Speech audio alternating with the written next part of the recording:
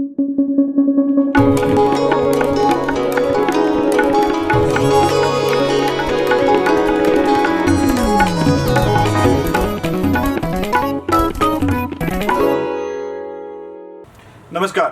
आरोपांच्या फैरी तर नेहमीच झाडल्या जातात. राजकारणात आरोप नवीन नाहीत. प्रत्येक जण प्रत्येकावर आरोप करत असतो. सत्ताधारी पक्ष विपक्षावर तर विपक्ष सत्ताधारी पक्षावरचे आरोप आपण नेहमीच बघत आलेलो आहोत. हे आरोप खूप मोठी भूमिका निभावत असतात. जनमत तयार करण्यात, सत्ता बदलण्यात या आरोपांचं खूप मोठं महत्त्व असतं. पण हे आरोप करून झाल्यावरती त्याचं वास्तव काय हे कोणी तपासतच नाही. आरोप होतात, होऊन जातात, गदारोळ माजतो, एखाद्याचं करिअर संपतं आणि त्यानंतर त्या आरोपाची सत्यता कोणीही पडताळून बघत नाही.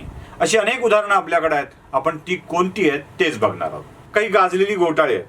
2G घोटाळा, ज्यावरती सत्ता सरकार कोसळायची स्थिती आली. या 2G घोटाळ्याचं नेमकं काय झालं, सुप्रीम कोर्टाने यावरती काय जजमेंट दिलंय, कोणीच बघितलं नाही. आणि 2G घोटाळा हा घोटाळा होता का हा प्रश्न आता पडलाय. बोफोर्सही असंच आहे. चर्चा खूप झाली, वाद खूप झाले आणि कोर्टातून सगळेच सही सलामत सुटले. कोल घोटाळा, कुणाची नावं नाही आली, अगदी औरंगाबाद पर्यंत याच्या सगळे संपर्क आले. पण या कोल घोटाळ्याची आत्ताची स्थिती काय आहे कुणी कधी विचारलंय? खरं तर या घोटाळ्याच्या आरोपामध्ये सत्ता बदलाचं एक तंत्र सगळ्या पक्षांना सापडलेलं आहे. घोटाळ्यांचे आरोप करायचे, जनमानस तयार करायचं आणि जनमानस तयार झालं की सत्ता बदलण्यासाठीचं वातावरण तयार होतं. हे गणित राजकीय पक्षांना चांगलं उमगलेलं आहे. भाजपनं सत्ता बदलली, भाजप सत्तेत आला आणि हेच गणित घेऊन आता काँग्रेसही काम करतोय की काय प्रश्न पडतोय. राज्यात काही कमी घोटाळ्यांचे आरोप नाही झालेले. राज्यात भूखंड घोटाळा झाला, सिंचन घोटाळा झाला, असे अनेक घोटाळ्यांचे आरोप झाले, हजारो कोटींचे आरोप झाले. सत्ता बदलली. आता हेच आरोप सत्तेत बसलेल्या भाजपवरती केंद्रातल्या होत आहेत आणि ती कोणकोणती आहेत, त्याची स्थिती काय आहे हे देखील तपासलं पाहिजे. सगळ्यात पहिल्यांदा आपण घेऊ, मोदींवरती मोठा आरोप झाला तो राफेल घोटाळ्याचा. कुणी त्याला राफाईल म्हणतं, कुणी राफेल म्हणतं, अजून कुणी काय काय म्हणतं. यात हजारो कोटी रुपये मोदी सरकारने डापले. संरक्षण खात्यातला हा मोठा घोटाळा होता असं सांगितलं गेलं.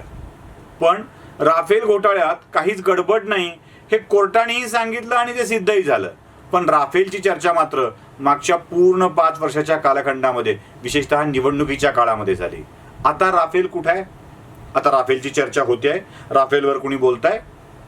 मागच्या काळामध्ये आणखी एक प्रकरण घडलं होतं, न्यायमूर्ती लोयांचं मृत्यू प्रकरण. हा मृत्यू नाही तर सूत्रबद्ध खून आहे असा आरोप अनेक लोकांनी केला, विशेषतः काँग्रेसने केला. पण लोयांच्या मृत्यू प्रकरणावर आता काय स्थिती आहे कोणी मांडायला तयार आहे, त्यांचं कुटुंबीय काय म्हणताय हे सगळं सांगून झालंय आणि तेही प्रकरण आता थंड बस्त्यात गेलेलं आहे. याचा अर्थ असा आहे की विशिष्ट काळामध्ये, विशिष्ट वेळेमध्ये एखादा विषय चर्चेला आणायचा, त्याच्यावरती जनमत तयार करण्याचा प्रयत्न करायचा, नाही झालं की सोडून द्यायचं आणि विषय तिथेच थांबून जातो. त्या प्रकरणाचं वस्तुस्थिती काय होती याचा कोणीच विचार करत नाही. हे कर्जमाफी प्रकरण एक मध्ये आलं, म्हणजे जिथे राईट ऑफ नावाचा प्रकार आहे. मुळात तुम्हाला मी एक गोष्ट स्पष्ट करून सांगतो की कर्जमाफी हा सरकारची राजकीय इच्छा यातून घडत असतो. त्याला कुठेही कायदेशीर तरतूद नाही आहे. सरकारची राजकीय इच्छा यातून ते घडतं. तर राईट ऑफ हा सनदशीर मार्गानं, कायदेशीर मार्गानं आणि कायद्यातील तरतुदीनुसार होणारा प्रकार आहे. निर्लेखित करणे ज्याला म्हणतात तो कायदेशीर प्रकार आहे. आपलं पत आणि प्रतिष्ठा, बँकांची पतप्रतिष्ठा सांभाळायची असेल तर राईट ऑफ करण्याचे निर्णय घेतले जातात.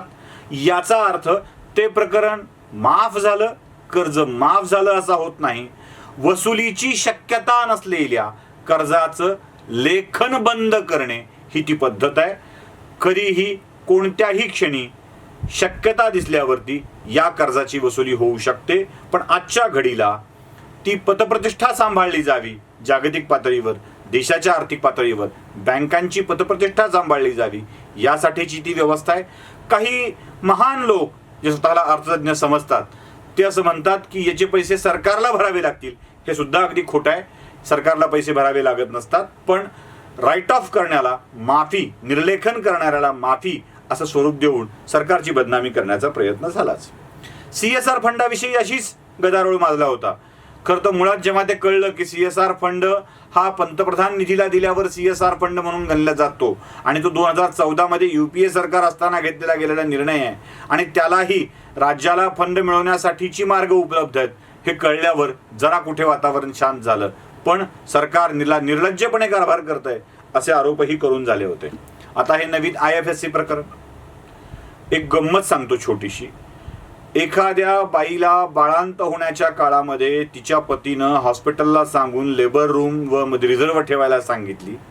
यायला 2-3 तासाचा उशीर झाला आणि त्याच काळामध्ये दुसऱ्या बाईचं बाळंतपण त्या लेबर रूममध्ये झालं तर त्या रिझर्व केलेल्या लेबर रूममध्ये बाळ झालं म्हणून ते बाळ आमचंच त्या बाईनं पळवलं असं म्हणता येत नसतं.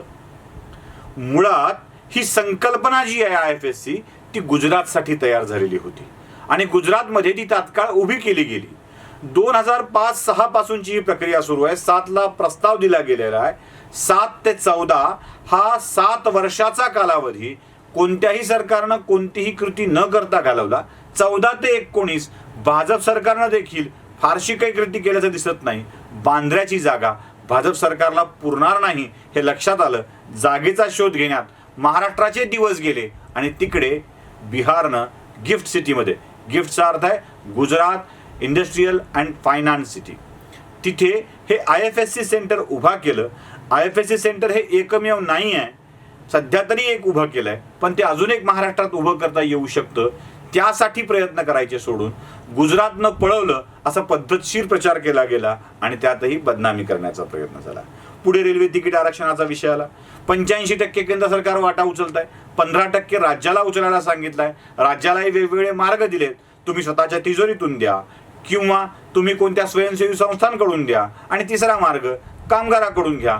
राज्याने पैसे कामगाराकडून घेण्याचा तर्क लावला आणि कामगाराला लुटणारं सरकार अशी भूमिका मांडून टाकली. याआधी 3 सरकारांनी आपापल्या खर्चातून पैसे दिलेत हे देखील विसरून गेले आणि याची चर्चा झाली. मुळात अशा चर्चा ह्या जनमत बनवण्यासाठी करायच्या असतात आणि जनमतातून सरकारला खाली खेचण्याचा प्रयत्न करायचा असतो. पण हे करताना एक गोष्ट विसरली जाते की अजून 4 वर्ष बाकी आहेत. या 4 वर्षात लोक बऱ्याच गोष्टी नव्या आणत असतात आणि जुन्या विसरत असतात. जसा 2G विसरला, बोफोर्स विसरला, कोल घोटाळा विसरला, तशी मुद्दे कधी आणावी याची एक टायमिंग असते आणि ती टायमिंग जोपर्यंत या लोकांना जमणार नाही तोपर्यंत तरी असे आरोप येतील, विसरतील.